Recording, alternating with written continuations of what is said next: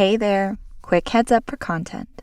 I recorded this episode with Chantel way earlier this year, so this was before her first DGPT win later in the season.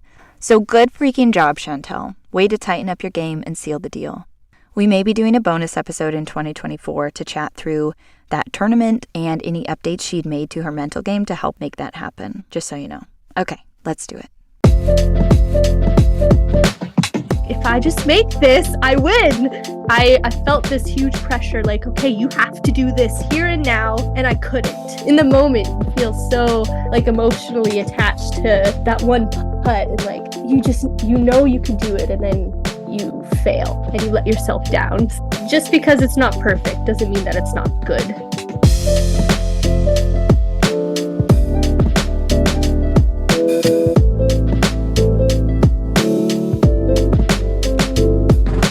Welcome to Basket Case, the podcast where disc golfers tell you the stories of when their mental game had the power to make or break their rounds. Let's gain some experience, work on our brains, and hit some chains. This week features Chantel Budinsky, a Canadian purple hair. You might know her as Miss Frisbees. She placed third at Am Worlds the year that Allie Smith won, and this year she took down her first ever DGPT event. This girl is on fire, and she's just getting started.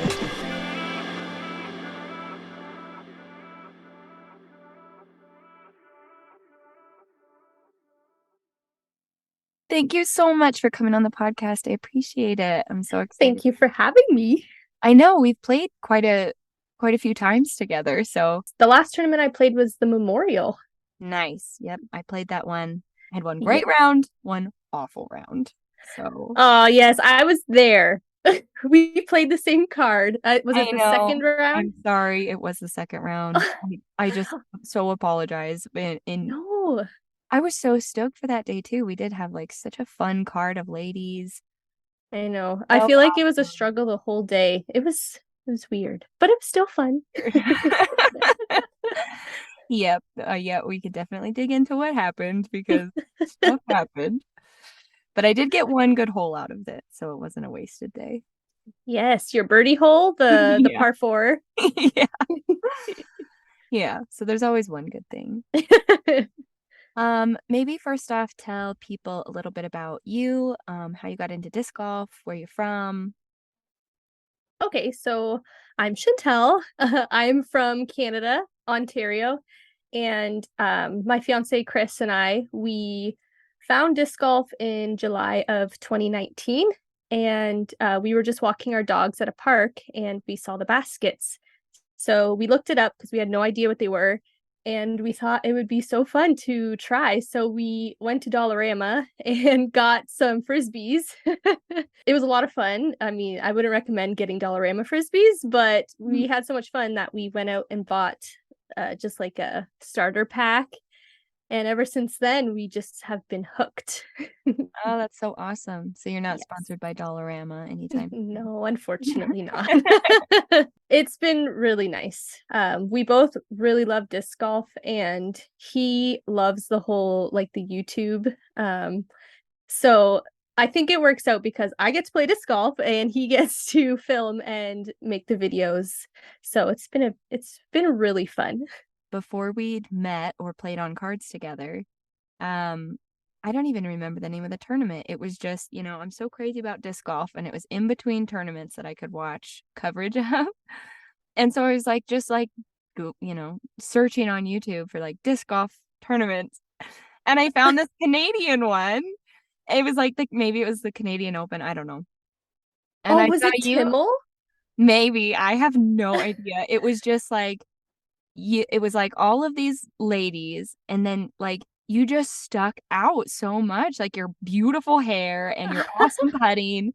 And I was like, who is this lady? And then I think like 6 months later we played on a card together at LBC, and I was like, oh, that's so you're a awesome. celebrity. I felt like I was like, yeah, a little starstruck. Oh, that's too funny. Yeah, in Canada it's very small. So are you playing disc golf full time now?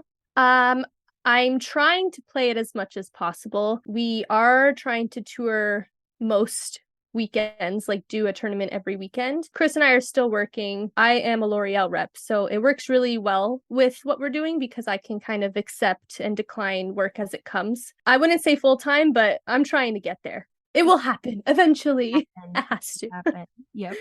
What are some of your struggles that you've had with your mental game over your short career? What have you been a basket case about lately? The one that I'm currently struggling with the most is definitely my confidence. I feel like I'm a pretty good disc golfer usually. I feel like I have the good distance, I have good putting, and I can usually, hit a line when I want to. But right when I'm playing a tournament, that just all goes away. And I wouldn't say it's really nerves anymore because that's something that I've definitely worked on. I practiced, I did what I need to do. And then I'm playing a tournament and I suddenly can't hit a 10-foot putt. I used to get nervous, like you mentioned. And yeah, you're right. Like now I can tell the difference between like a tournament when it's my confidence and when it's like nerves. Because Yes. now I'm able to like I remember playing a tournament, one of my very first, and it was only like a C tier, but it felt huge to me. I was so nervous that in the morning I was like, I was nauseous. Like I couldn't even, like we went to the car and I was like, I think I'm actually gonna throw up. And I Oh my threw up gosh. like next to the car before we got in, like just so scared. And like I remember saying, I'm gonna do as many tournaments as I can this year just so that like this is not a big deal. So I feel like I don't really get like the nerves anymore, but you're right, like that I do struggle with like the confidence. How do you get out of that rut when it's not that I'm throwing bad, it's not that I'm putting bad, but then my body does not let me throw the disc how I need to. So it's like lazy and hyzer's out, or when you're putting, you don't feel that confidence, so it's low, or you do things that you don't ever do. And I need to figure out a way to get out of my head when that is happening. And I mean, it's going. I'm slowly learning how to deal with it, but it's definitely a work in progress. Lately, I'm not throwing how I want, and this is what happened at the memorial on round 3. I could not throw the disc, and that was fine because I can kind of manage not throwing the disc as well as I usually am, but it's definitely the putting green where I struggle because I was playing the holes perfectly, getting up for my birdie, and I was like almost in the bullseye, and I would just miss the putt. And that's when, like, this last tournament was really hard for me because I went there and I had full confidence that I was going to make the cut. There was not even a doubt in my mind. And to just miss like 5 to 7, 15 and in putts, I was like, okay, I don't know what to do anymore because that's all I do. I just putt all day. Ah. So that's I don't know. I don't know what to do, but I'm just gonna keep putting. And I'm hoping the more I play tournaments, it's kind of like the nerves thing where that slowly just goes away and your confidence starts to just be there.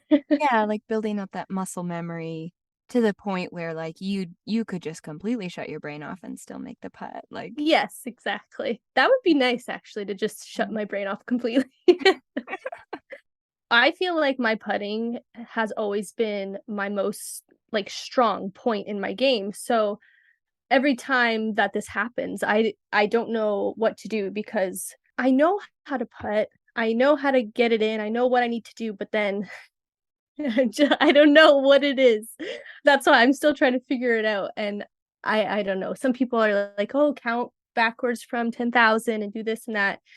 And I do try to do different things, but at the end of it, like when I'm standing there and I'm like, I have to make this, it's so hard to just block everything out and make the putt. I actually switched to a straddle putt last year because I kept missing my short putts staggered. And I went almost the whole season doing a straddle putt. And I recently, like the end of last season, switched back to a stagger because my stagger stance it's much stronger than my straddle putt.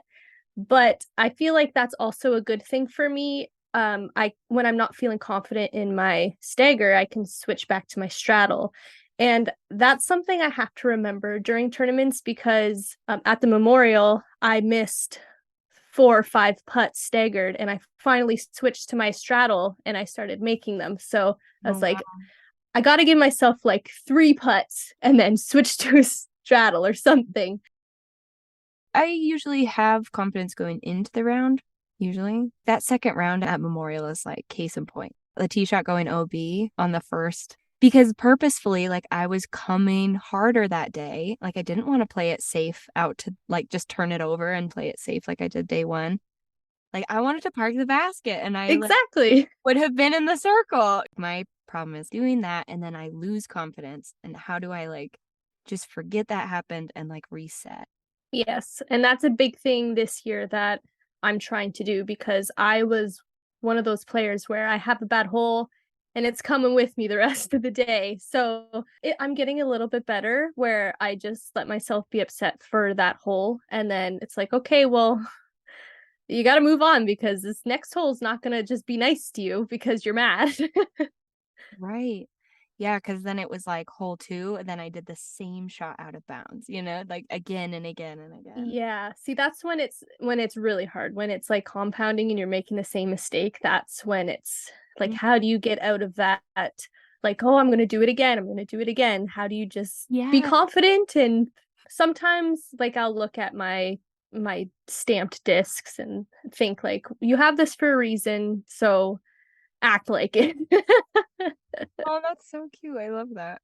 Yeah, I'm really hard on myself, so it's usually not like the nicest words, but it's getting Oh, it's getting better. So sometimes when I give myself some tough love, it does work out. Like I remember D-Glow, I was playing nervous all weekend, and then the last round, I missed a really short putt for my par, and I was like, okay, you know what? Stop it right now. It's like, do not be scared to make these putts. I was like, you gotta get these putts in from now on. And then I don't think I missed a putt. I think I laid up one putt because the rollaways are terrible there, but I think I made every C1 putt after that. And I don't know if that's the right way to go about it, but it worked. no, I actually have had the same experience where it's like sometimes you do just need a little bit of a kick in the butt, like a little bit of a scolding or like a little bit of perspective on like, listen, you are not playing to the level that you should be playing at, and you need to get your ass in gear. Like, Exactly. no, Natalie Ryan actually mentioned that as well. Like she actually plays better when she gets a little bit like angry like that, where it's like, no, this has to stop. Like this behavior is unacceptable. Yes, yes. Uh, Some tough loving. and tough love. Yeah. Another struggle is when I do have a bad round, I would basically just hate myself after. I had a really hard time last year because it was my first season going to like the big tournaments and just seeing how I was doing and doing these crazy things that I would never do. I just would get so upset with myself to the point that it wasn't fun anymore. I would just say to Chris after a bad round, like, why am I here? Why are we wasting our money, our time?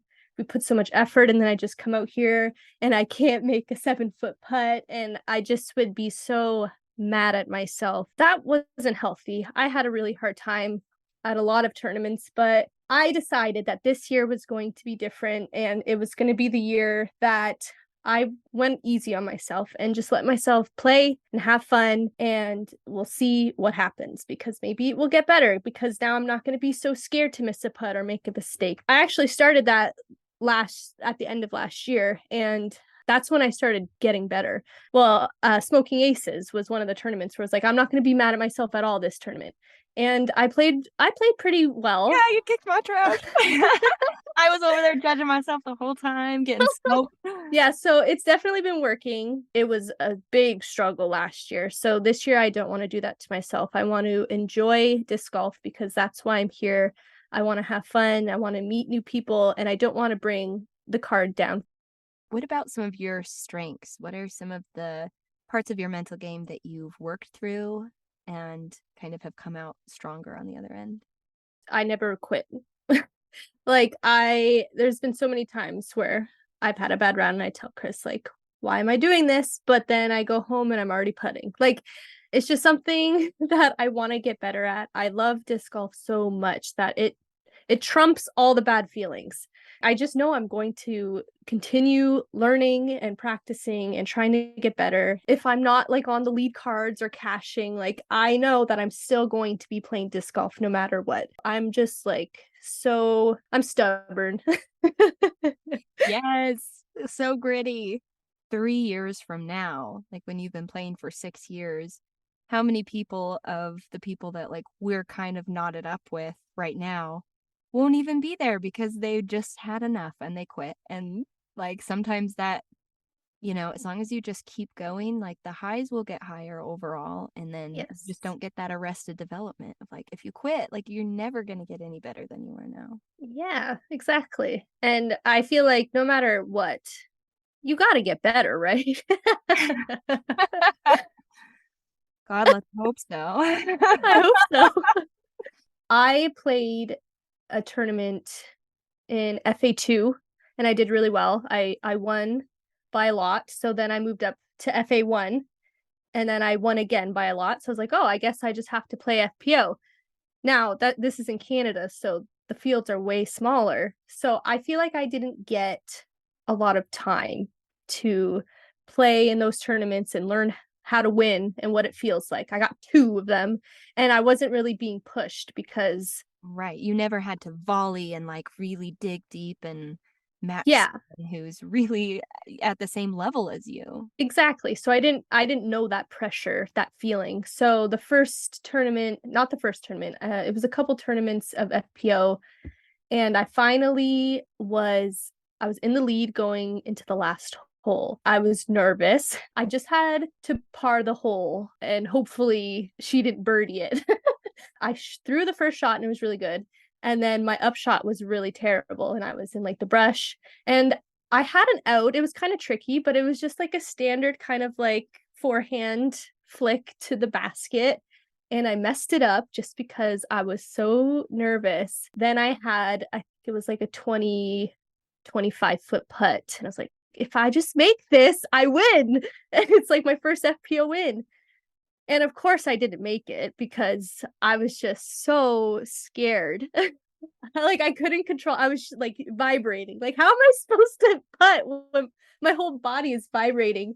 So I missed it and then we went into a playoff and I ended up losing. And I feel like that was the tournament where I was like, all right, what are these nerves? Like, how can I control this? Because I felt this huge pressure, like, okay, you have to do this here and now. And I couldn't. I physically could not do it. Afterwards, I was really upset. Like I was crying, like, oh, if I just made that putt, like I would have won. And it's really not that big of a deal. But in the moment, you feel so like emotionally attached to that one putt and like you could do it and then you fail and you let yourself down. So moving out from that tournament, like how did you take that experience and like turn it into something good? I feel like I didn't really do that. I didn't turn it into something good. Like obviously it fuels me even more to practice and hopefully the next time it doesn't happen because I practiced and I know what to do, but it's happened to me a lot since then. And it's funny because it usually happens in Canada. It boils down to the last hole because it's here and now. You either make it and win or you don't. And it's happened time and time again. So that's another reason why I was really hard on myself because there's multiple wins that I didn't get because I was so scared to put the last putt in. I just can't wait till it happens and Yeah. I make that last putt to win and I'm like, see, I can do it. Have it. And it's not scary.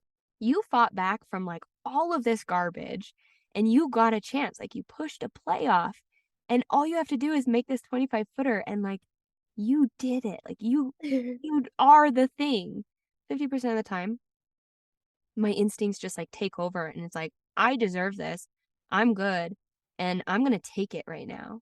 And the other 50% of the time, it's like, I'm afraid to succeed. Like, why am I so afraid of winning? Like, why am I afraid of being good or like executing a shot that I know how to do?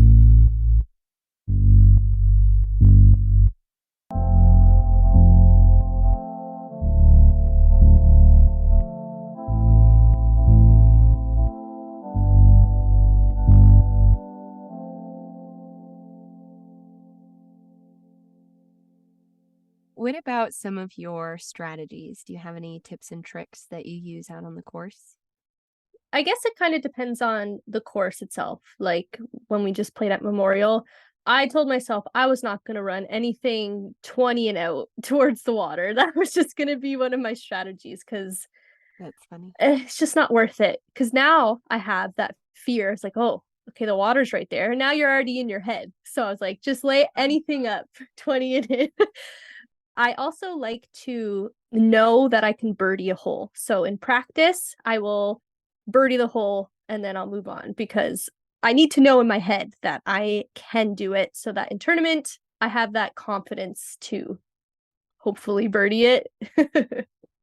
What advice would you give to somebody who's maybe struggling a little bit with their mental game? I would say that you just need to play more because if you're struggling with your nerves or your confidence, like if you just go out and play, you're going to get better no matter what. If you're scared to join like your league, you're worried about what people think, or you're worried about playing bad in front of people, no one cares. We just want to go play disc golf. Everyone's doing the same thing. We're all trying to get better. And if you just go do it, you'll feel a lot better about it. And that's what I got to say because I was so scared to join league. I was so scared to play in tournaments. And now that's all I want to do. We think people are thinking about us more than they are. Like people don't Yep. care about you at all. Nope. They're probably just thinking about themselves and worried about how everybody's judging them. Yes. They aren't even looking at you. Yep. They're worried about the same things you're worried about. Exactly. Can you think of a tournament where the nerves kind of got to you a little bit? At Amateur Worlds, that whole tournament was like so terrifying because it was the first like really big tournament that I went to the States for, and the field was humongous and there were so many girls and it was so cool to meet everybody, but the whole week was just like I was a nervous It's wreck. intimidating, especially most women. Like you said, I'm in a really, really small, like rural area. So I get what you're saying about how like the field is just so small where I'm from. And then to go to a place where there's like hundreds of talented women, everyone can throw as far, if not farther. It just like blew my mind. It's hard not to be intimidated by Yeah, that it level. was really intimidated. I didn't really know what to expect, but I did want to win. I was like, hey, you never know, I could win. I feel like I'm pretty good. And I was looking at like the ratings of all the girls, and the first round they asked me to be on the feature card, and I was like, well, yeah, that's great. But then Um, leading up to it, I was like, this is terrible.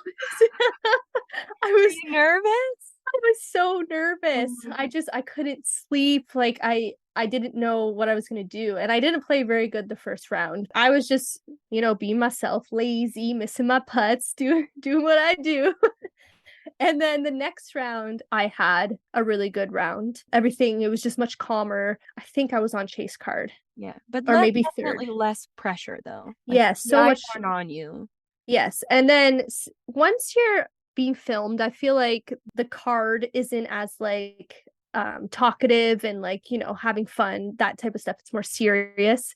So the second card was, I remember it being a lot more relaxed and easier going. So, and then the third round, I was nervous because we were on that short, Woods course. yeah, the woods I course. can't remember what it was called. Turkey Lake, the Turkey woods or Lake. something. Yeah. And I was really nervous and I couldn't get anything going, but I was just parring every hole. And then finally at the end, I just got like 5 birdies. And Oh then my gosh. it was a bogey free round with 5 birdies. So then I was in first place after that. Oh my gosh. Yeah. And I was like, oh my gosh, is this real life? That's amazing. So after that, that's when it like got super intense. And the next day I just totally crumbled Oh, under the pressure. It was just so scary. And I was really new to disc golf at that time still. So yeah. I had no management of my nerves or my feelings. And My feelings. my feelings were everywhere. I was so mad at myself because I just kept bogeying the easy birdie holes. Yeah. And when I do that, That I'm like, always this is gets my me. birdie hole. Why am I Yeah. bogeying It's it? so much worse. Yeah. I don't is. care if I get a bogey, but like, gosh, one I should birdie. That's such a waste. Exactly. I really wanted to make the cut, but I was trying to not put pressure on myself. Yeah.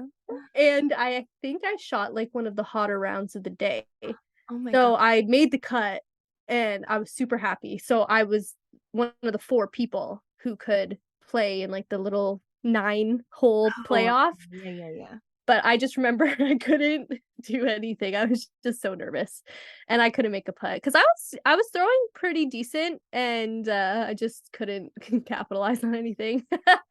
But it was really fun still. And to think that I placed 3rd at Worlds, like it's cool to think about, but I did really want to win.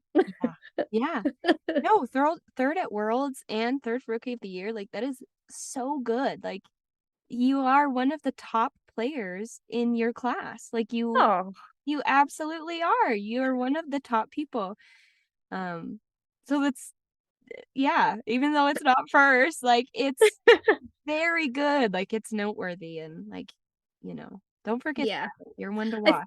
Oh, thank you. I think as time goes on, I think about my achievements more and I'm happy about them. Mhm. And just because it's not perfect doesn't mean that it's not good. So, Well, and that's why they tell you to set high goals, right? So that yes. you come a little bit short, like, girl, you're still on that podium. And something bad starts happening, like, what do you do to kind of like right the ship? Sometimes I look at Chris and I just shake my head and laugh, like, okay. And he thinks it's hilarious because he's like, who are you? Just like, what are you doing? This is not how you usually play. And so sometimes we'll do that and we'll just like poke fun at what I just did and try to make light of the situation. It's such a good thing to be able to just have some levity. Yes. I think, yeah, a lot of the times sometimes we're just trying a little too hard, taking it a little too seriously, and just to have that moment of like, did you see how dumb that shot was? Like, oh god. Yeah, and but kind of like push the ownership off of you personally and like help you not judge yourself, because it's like, yes, yeah, that was bad, but who cares? Like, it's gonna happen sometimes. Yeah. Doesn't mean it's gonna happen next time, right? Yeah. If you could pick one thing that's like core to your story that listeners remember, if they don't remember anything else about talking with you about mental game, what would it be? It would have to be to not be too hard on yourself, love yourself, and if you make a mistake, like, don't beat yourself up over it. It's not worth it. It doesn't make you better. It just makes you feel terrible, and it's just not worth it. So if you can just let it go, move on, you're going to play better. You're going to enjoy disc golf more. And I think that's just like the most important thing, is to have fun and enjoy it, because why else are you doing it? Right. It shouldn't be torture. Yes, exactly. Why are you doing it if you hate it? Well, I cannot wait to see what the next thing to come is for you. It's been super fun to play with you here and there. And yeah, hope to see you out there some more, but hopefully like on more like chase cards together instead of Yes. vying for the cut last round cards. Yeah, that would be awesome. Would be ideal. Let's plan for that. Okay. All right, cool. Well, thank you so much again for coming on the podcast. I so appreciate it.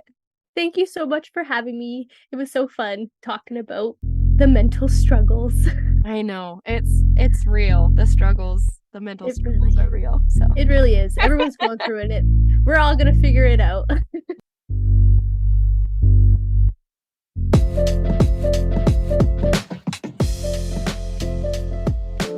If you want to connect with Chantel, she's on Instagram and YouTube at Miss Frisbees. Or you can visit her website, missfrisbees.com. Links are in the show notes. If you have your own perspective on mental game or a story to share, email me at discgolfbasketcase@gmail.com or reach out on social media and we'll make it happen. As always, if you like the show, please rate, review, and follow us, especially now that we are back. It helps the podcast get discovered by others, climb the charts, get better sponsors, all the things so a little review can go a long way. Also, I read all the reviews and it makes me really happy. I am not a mental health professional or a sports psychologist. Opinions expressed by guests on the show are their own and don't necessarily represent my views. Thank you so much for listening, and as always, full send everybody. No guts, no glory, no brains, no chains. Goodbye.